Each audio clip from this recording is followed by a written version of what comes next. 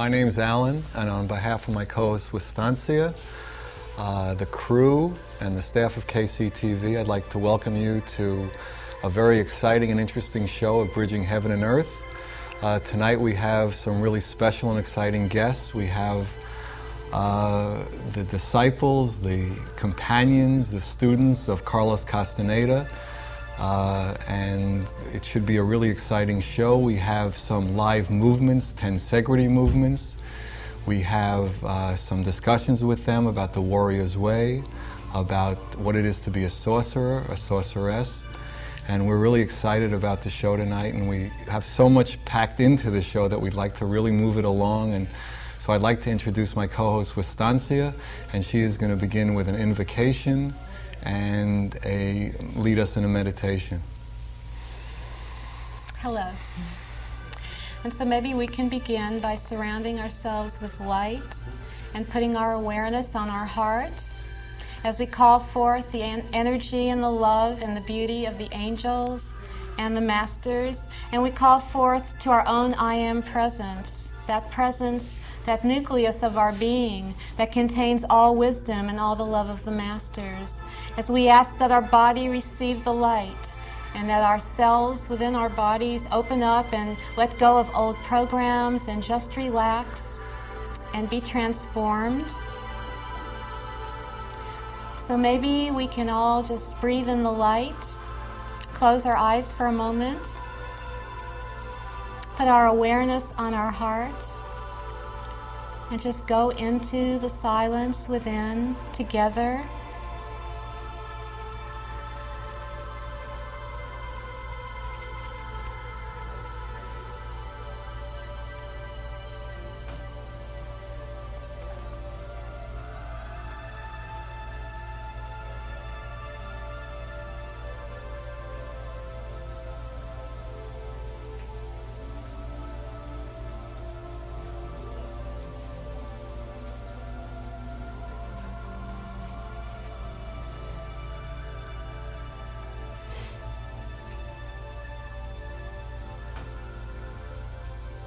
There.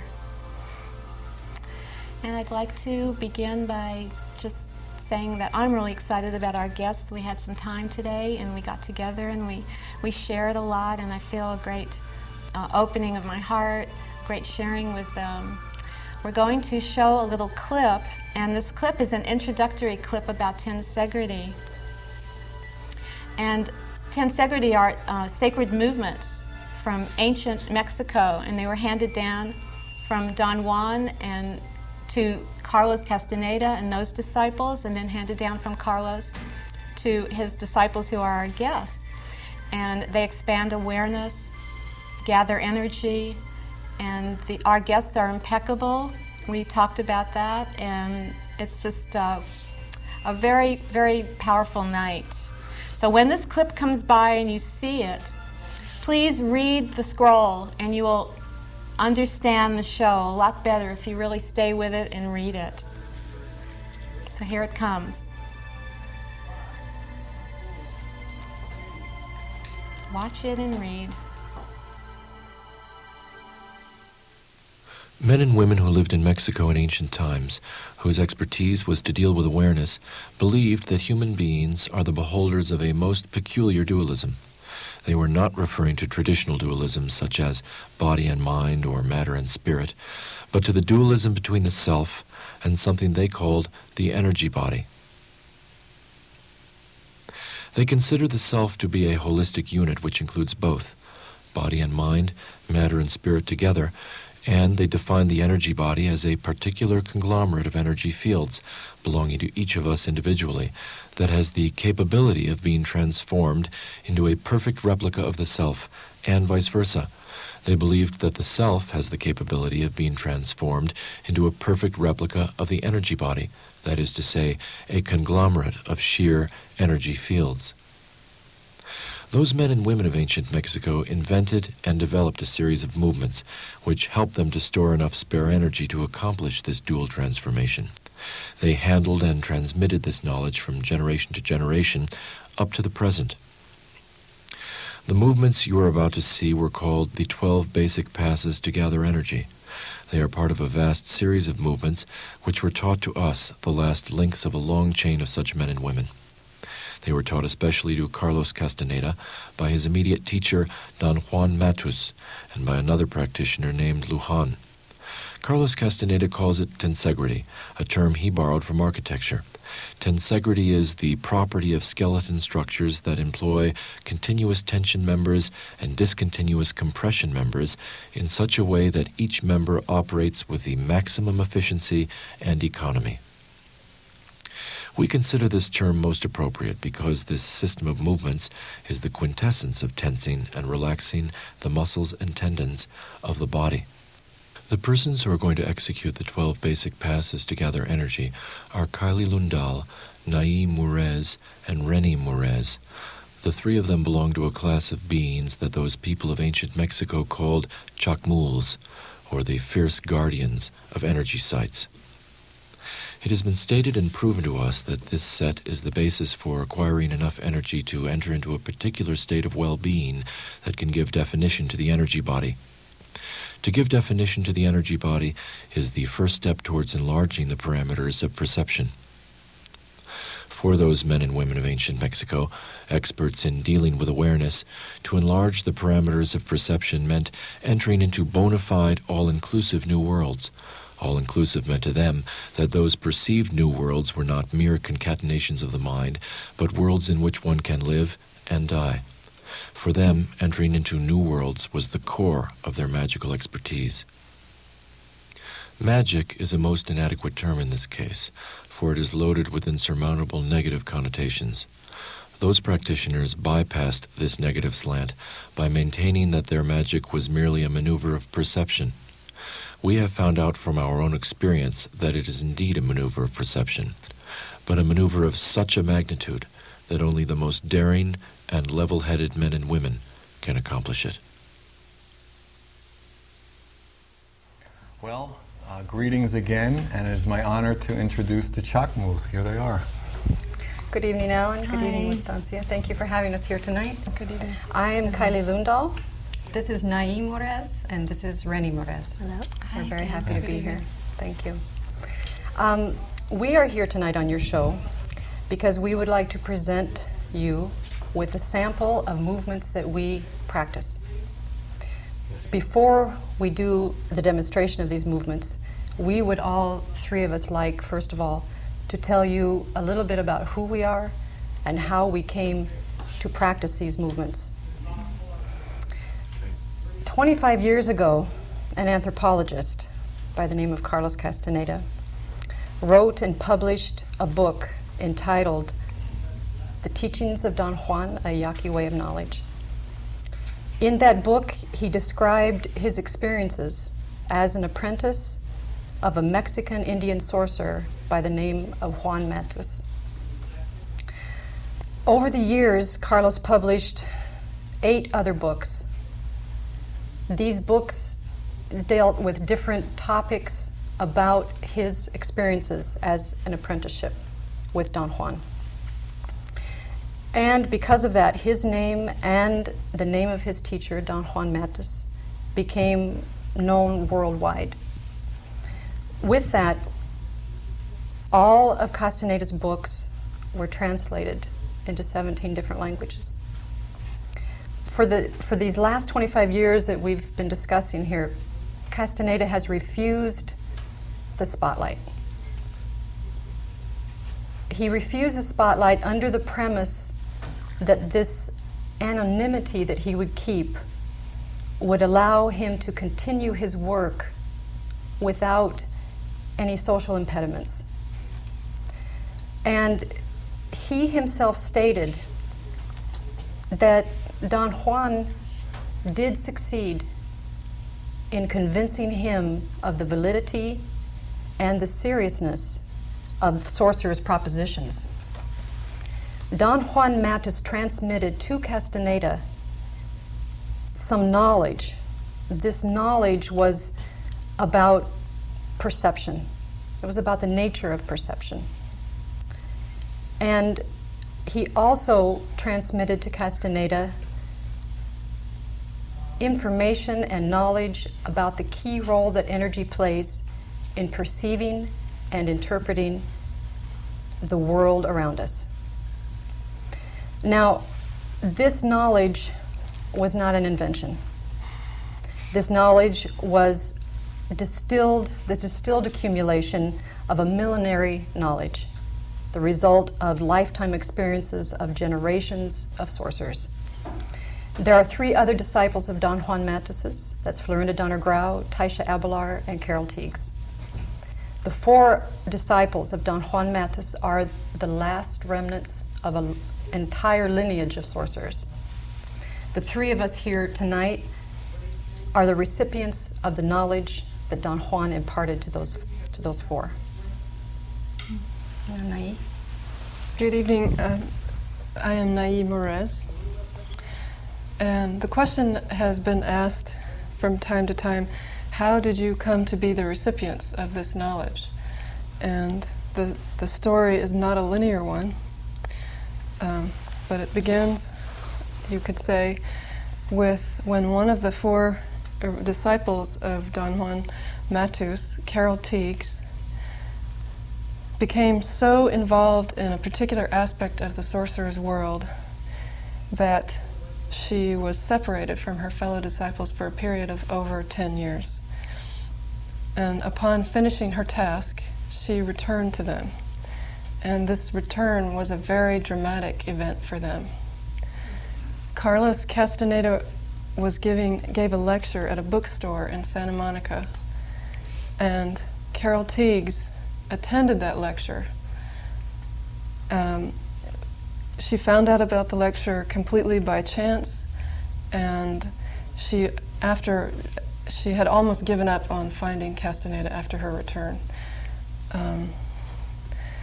And so naturally, Carlos Castaneda, he was very difficult to find, and she thought it would be impossible because he was very careful to maintain his inaccessibility. And when he saw her at this lecture, naturally, it was not something that he expected. As far as he knew, Carol Teagues had left for the duration of his life. And so, according to him, the shock that he felt upon seeing her was indescribable. And the force of this event was so extraordinary for the sorcerers, the students of Don Juan, that it influenced them to do something that they call opening the doors of the sorcerer's world that had been before that closed.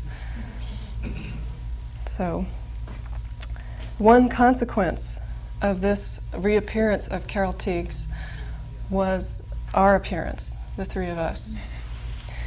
And you could even say that Carol Teagues herself brought Rennie Merez, because Rennie also attended that same lecture and was sitting next to Carol Teagues. Kylie Lundahl came almost at the same time, and then I, Nai, came a little later. The sorcerers, when the 3 of us were together, it dawned on them that we were the guardian unit that was a structural part of their tradition. And they call us Chocmools, which is a term that Don Juan used to make a link or a simile between the guardians, this guardian unit, and some stone figures that are found at the pyramids of Tula and Yucatan in Mexico.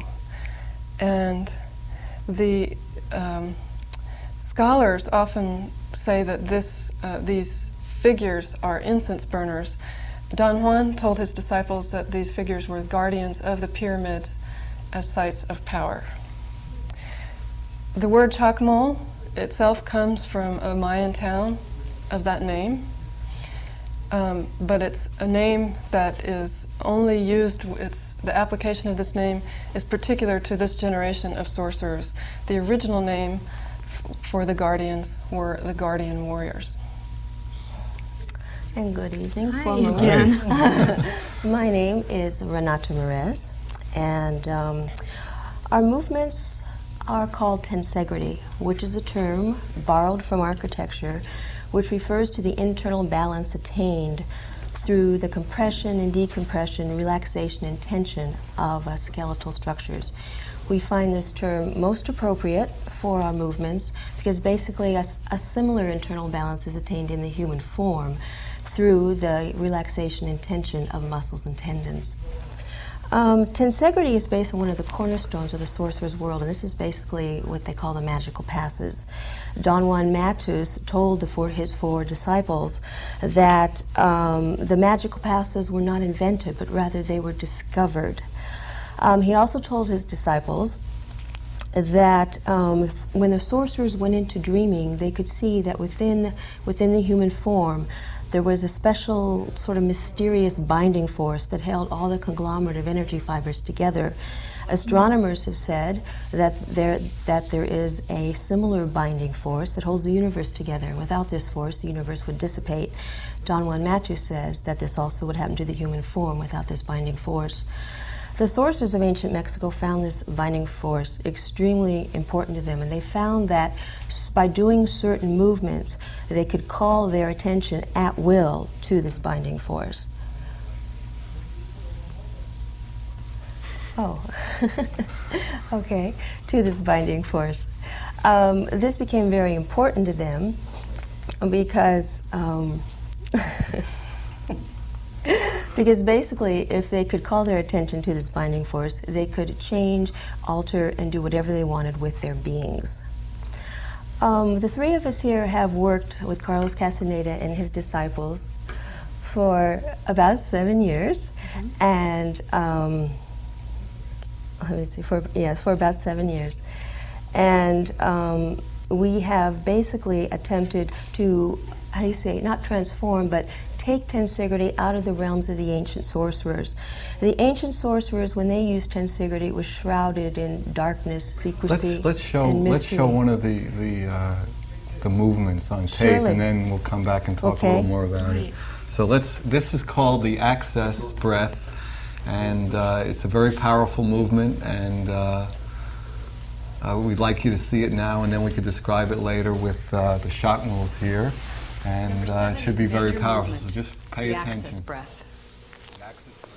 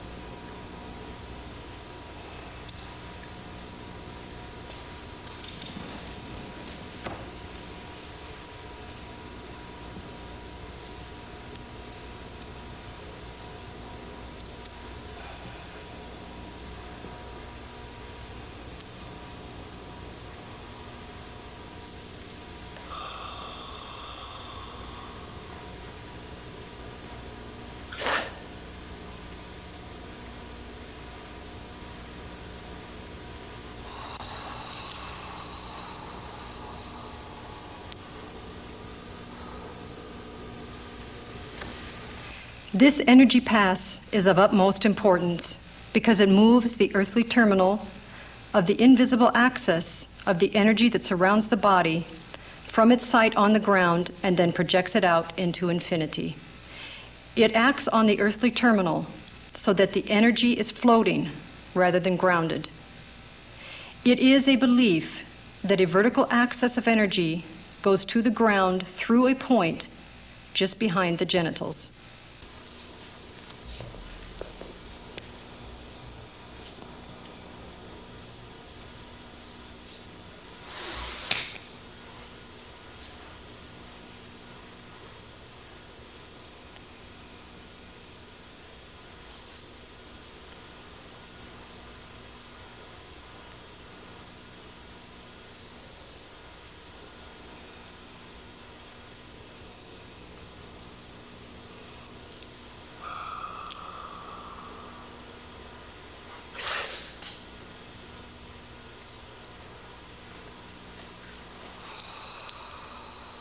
Welcome back. I want to immediately go into a question that I've been wanting to hear the answer to, and that is that I understand that Carlos has mentioned that there is very little time for us left. Kylie, can you tell me what that means, what he's referring to your understanding? Yes, that question has actually two aspects to it. The one of the aspects is that there very little time for mankind in general. The other aspect is there very little time for sorcerers? We sort of have to keep ourselves in check, because what we want to do is answer the first one very, very quickly. And I think that easily... Most people want to hear the answer to the first question. Well, I'll get to that. Okay, the first one... Don't forget that. I won't. The first one, the first aspect, we have heard that Sorcerer's opinion is that there is very little time left for mankind. But, on the other hand, that opinion, that mood, that idea has been in vogue for many, many, many years.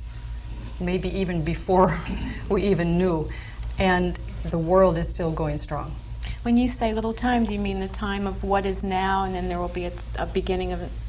I mean, that's what I'm saying. We don't know. No. People have been saying that for millennia. It's been going on, for a very long time. But everything seems to still be going. So nobody really knows. How can we know? Right. The other aspect is there very little time left for sorcerers? Yes.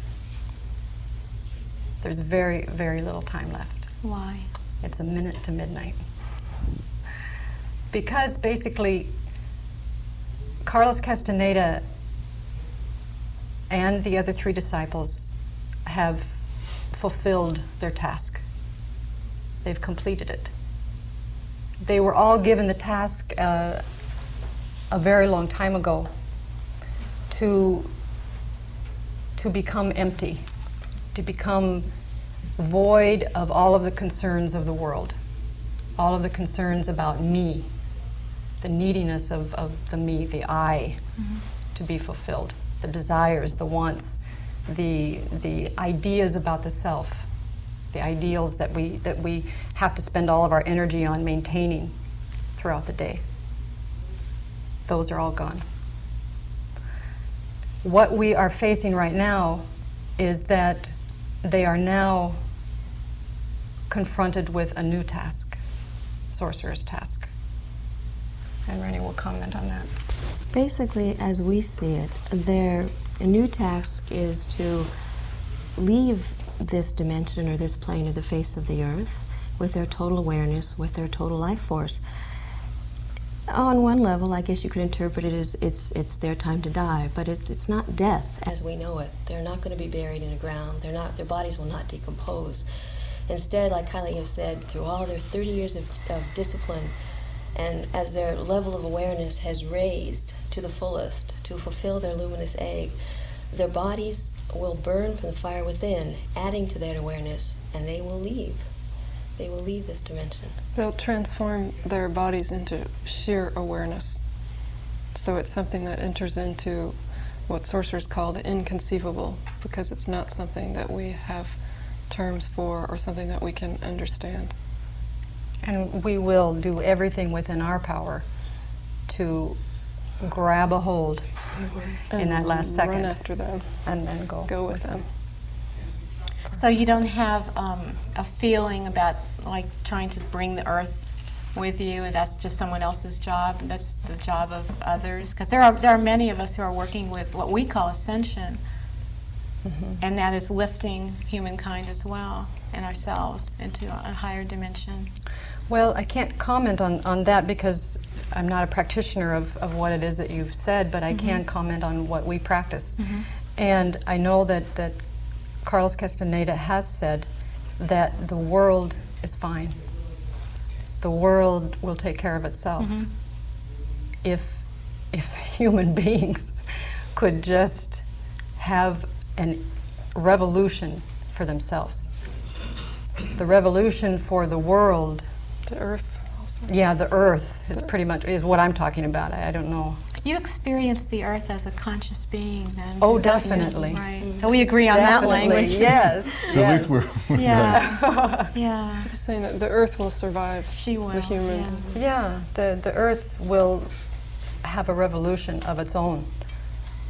So the reason you're bringing these movements out into the open and Carlos is coming out of the closet, as they say, in a spiritual sense, is to bring the availability of this energy enhancer, this energy body enhancer, Tensegrity and his teachings to more and more people. Yes. That Carol Teague's return opened the door. Just that blasted open something. Yeah. It opened the door, but they have always been compelled to bring this opportunity to people. And that is what the books were written for, to Yes. share the experiences. They held that Right. intent. It's and the Tensegrity is the first step. That's being. There are more plans to make it more available, make more tools available in a sense, as Tensegrity movements are a tool for Well, in a way, consciousness or perception growth. well, plans are difficult to talk about, but we don't have plans. Whatever is in front of us, we act on impeccably, and this is what's in front of us right now. And so we do it to the best of our ability. But is there an intention, say, to use a word for a second tape or a third tape, or Well, Carlos says that there's 28 volumes. that's an intention, right? Be That's busy. almost a plan in You'll be words, in busy. human words, right? Right. It's an intent, or it's a conglomeration of things that became known to him. Right. And so he said, this is what's there. Whether or not we will have the energy to do it, I don't know. We will all see.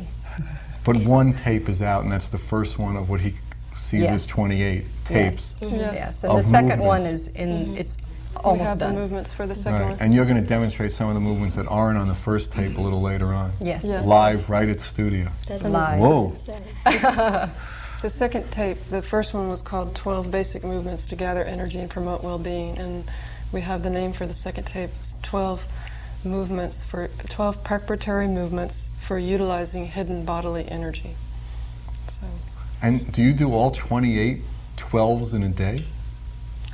Like each of you in your life, do you? I mean, do you like, do some these? people do yoga and they do 12 exercises. I mean, do you 28 times 12 every day? Oh, there's more than that. There's millions. You don't do Millions. millions every day, don't kid me. we do as much as we possibly can. Well, and that brings up And the is whole there a certain idea. order? Well, they're delivered in a certain order to the public at large, because that does carry a specific intent, just as a book carries a specific intent. What Carlos Castaneda does not want is, he's not a guru, and he doesn't want to be, and he doesn't want followers. He wants peers. He wants people who will truly practice the Tensegrity until they reach the point to where they are energy interacting with energy, and then they will know the order of things. They will know how to act. And so that's the important thing. But yes, in the beginning it's important to follow the order, because it is set up in a specific intent.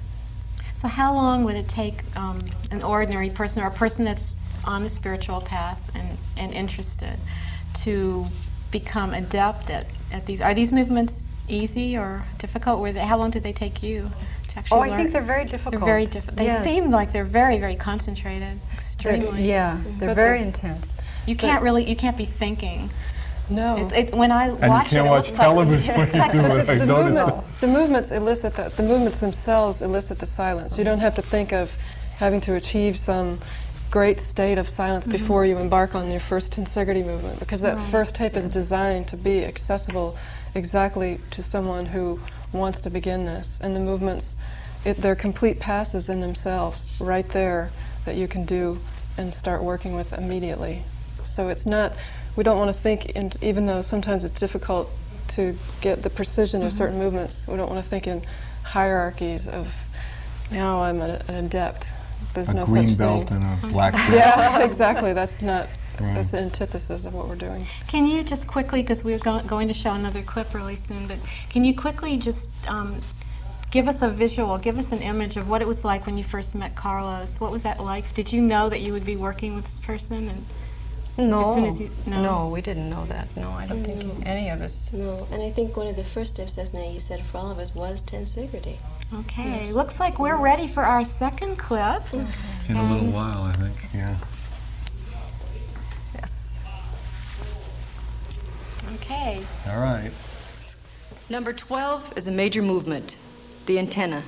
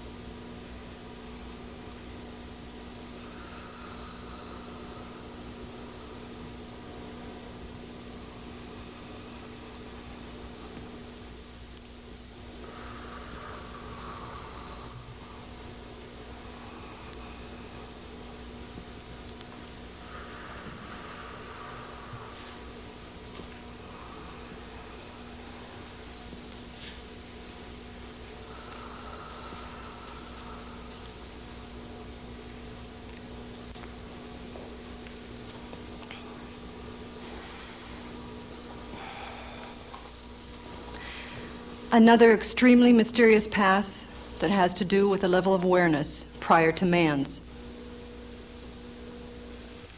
The men and women of ancient Mexico maintained that there is an enormity of energy in the universe coming from silent and invisible sources, dead stars. This pass allows one to utilize it. Of all the many passes that are known, this one has been selected because it is believed that with it, one can gather energy that is outside the realm of common sense in the world of everyday life. In this pass, the hands act as antennae, pulling and reaching for that energy.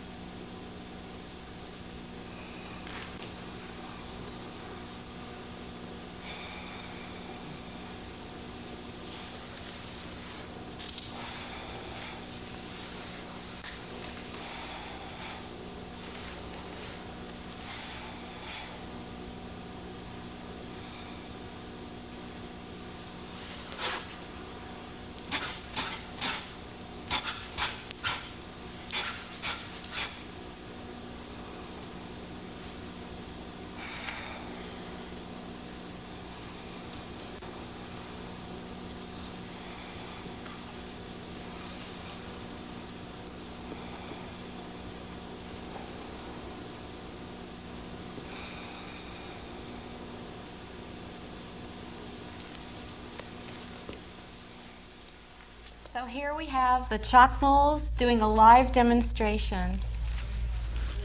There you go.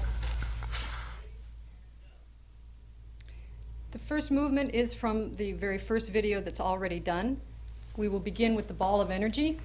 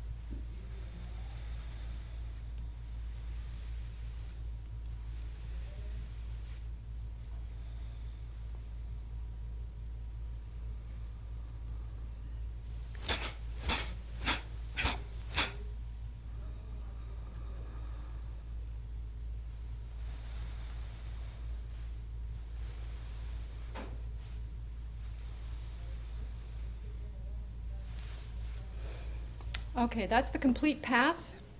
Now I'm going to show with Rennie just a little bit about it. When she first gets into position, the hands need to be perpendicular. Then she rotates the hands so that she's now holding a ball of energy here. Now she'll flip it 5 times.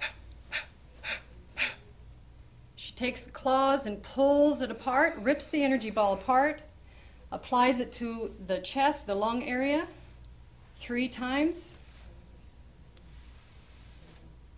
Back into the beginning position. She flips the hands over. 1, 2, 3, 4, 5. Now take the claws and rip it apart. Apply it to the liver and pancreas. 3 times. Back to the beginning position. Shift the hands. Flip it. Rip it apart. Bring the hands down to the genital area 3 times again. And that's the completion of a major pass from the first video. What this does is there's dispersed energy around us, and it pulls the energy into a concrete ball. Okay, there's another one that we're going to do from the first video. And this one is called Reaching the Energy Holes Above the Head.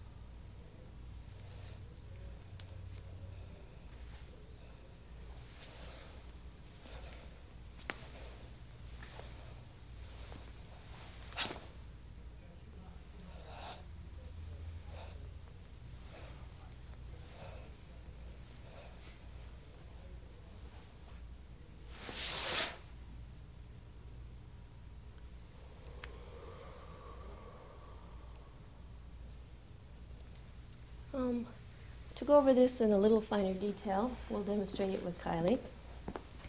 Basically, you make 3 small curls at the hip area inwardly with your hands. Then you make 5 inward spirals up.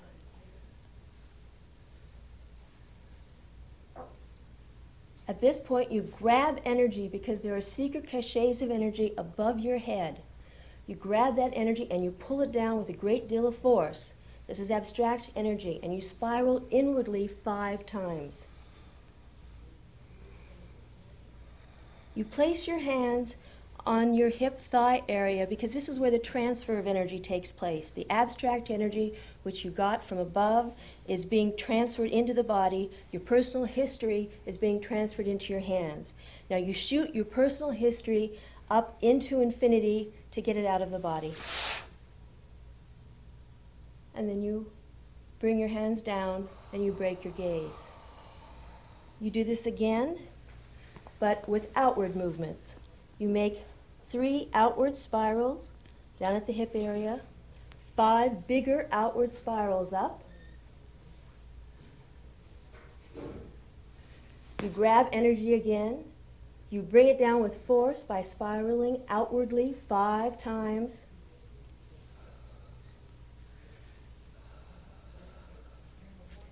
Transfer the energy and shoot up your personal history. And break your gaze.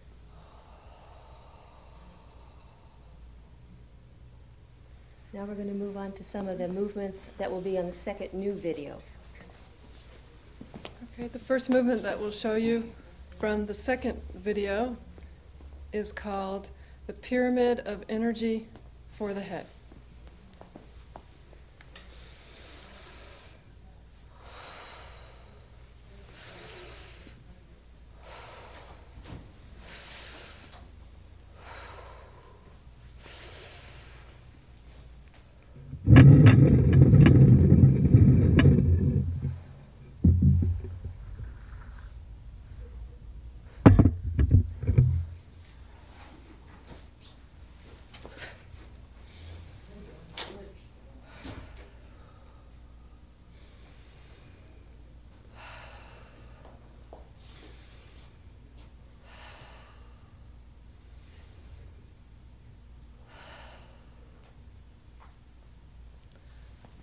I'll demonstrate with Rennie some of what we're doing with this movement.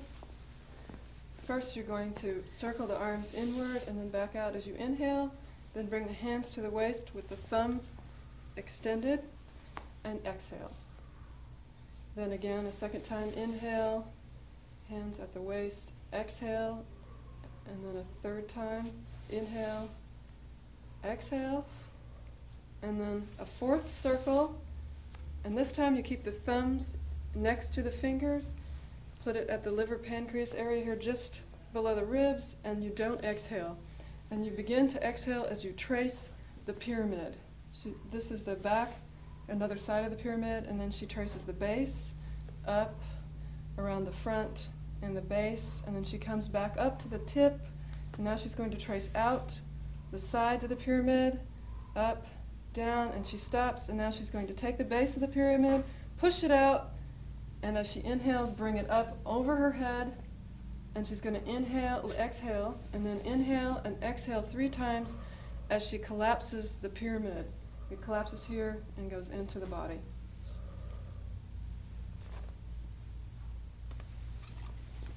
Okay. The second new movement is called the Little House of Energy. Okay.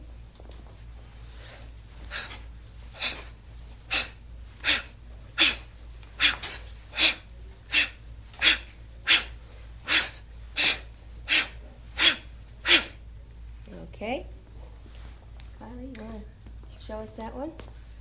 Okay. You bring your arms around and you bring them up with a stopping action of force. This makes the basement. You bring them up again. This makes the ceiling. You turn your hands over and slice.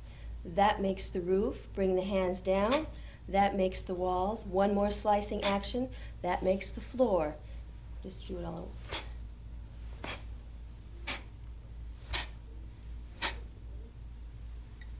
Okay. The third one is called the Sorcerer's Breath.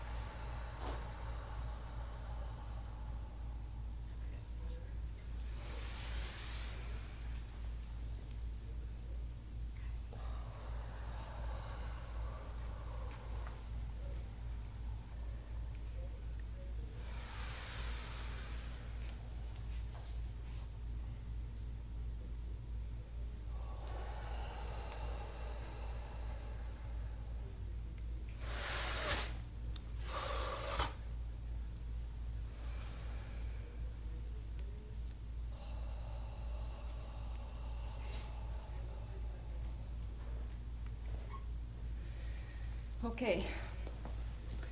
With Nai, the first position of the hand, the fingers are held in close to the palm. The index finger is held very tight and straight. Pull the thumb into the hand and make sure that the palm is very flat and tight. You start with the right hand. The hand with the index finger straight goes vertically over and back as you have a shallow breath and turn the head to the right. Now the left hand goes in a horizontal line around the body. Now I'm going to just turn around for a second so you can see how the hands join in the back. The one with the index hand goes first and they join at the wrist. You can turn back. You pause for a moment at this point and then you slowly inhale as you lean down, bending at the waist and the legs, pulling the hands and the arms as high up on the back as you can. Now you slowly exhale as the fisted hand comes around horizontally to the front. Continue the exhale as the index-fingered hand comes around to the front in a vertical fashion. Now you pause for a moment and inhale as you slowly stand up and roll the arms up. Straight up over the head. Stretch the torso very, very far. Now exhale as the hands slowly come down. Pause for a moment. Now inhale as you circle around. And exhale as you circle in the opposite direction. Now inhale as you push the hands out 1.5 times.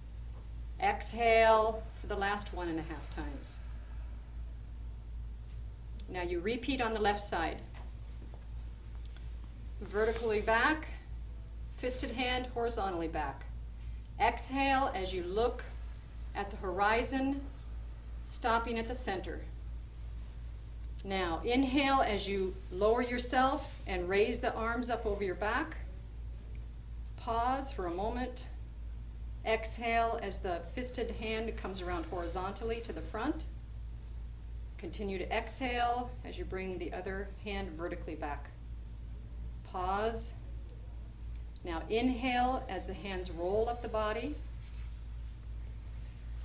Stretch the torso. Now exhale as you bring the hands down. Inhale. Exhale.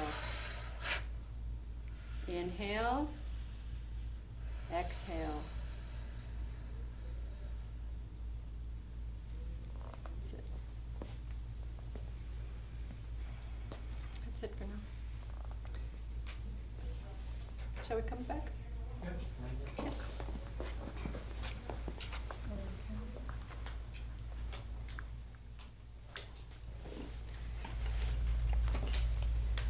Thank you. How do you feel after doing that? Can you put it into words? Well, hopefully you feel unfamiliar to yourself. That's the whole, that's the focus, that's what we're after with Tensegrity, is inner silence, and that it pushes you to an energetic point where you are truly unfamiliar with yourself. So that as you move through the day and you act from the position of freedom, not from the position of something that was ideas about yourself, belief systems and things like that were not, that you did not ask for. Do you have increased energy to the point where you actually find yourself sleeping less with all of this, or how does that work? Sleeping less might be a product of the fact that in the sorcerer's world, you work your tail off. But yes, So you don't have time to sleep? we do, and we always want to take care of our health. So I'm joking with you, but yes, we do. It does help you. Sometimes it will affect your sleeping patterns, things that you eat. Things are shifting. So, do you have a special diet that all of you follow for energy? None of us can eat sugars. Sugars are very, very difficult because as children, they're used for so many things and they're really forced on the body. Comes to an adulthood and the pancreas has a very difficult time assimilating sugars. Right. And so it can make people very neurotic, which is not what we need. We're after not what sobriety you're after. and impeccability, and it takes an extreme amount of energy, everything that you have, every last ounce that you have in order to do that. And that's what we're after, and that's what's exciting. Wow, interesting. And I think also getting back to the sleep for a moment, it comes in waves, and there are certain movements and passes that we do that really, really pull on us in ways that are indescribable, ways that we can't explain, and so it can make us very, very tired. But it's for a moment. And again, you know, with the recapitulation, you find out a lot of amazing things about yourself in that way, that a lot of people have a huge value system on if they need a lot of sleep, that there's something wrong with them. We have a value system. So I think that it just depends on what it is that we're doing. Sometimes it makes you just want to sleep for a very long time, and sometimes you don't want to go to sleep. Yeah. I can relate to that also. Yeah. Some of the other benefits, though, are like increased focus, able to concentrate. Some people find that they can do very complex mathematical problems or understand things that they weren't able to understand before. So So it has brings effects like clarity that. to the mind, A lot of too. clarity, yeah. Well, those moments of silence that accrue while you're doing Tensegrity bring emptiness. So, you know, they're not So the role creative patterns force again. has no blockages against it, so Right. it just comes out, Whether whatever it comes comes out, from- yeah. wherever it comes. Whatever comes in, really. Right. Are there any children that have learned any of these movements? Yeah, we see a lot of people in the workshops and things like that have taught their children, and it's fabulous for children. Seems like they would pick it up pretty. Very much, because they're naturals at it. They already know, you know, their assemblage points are shifting.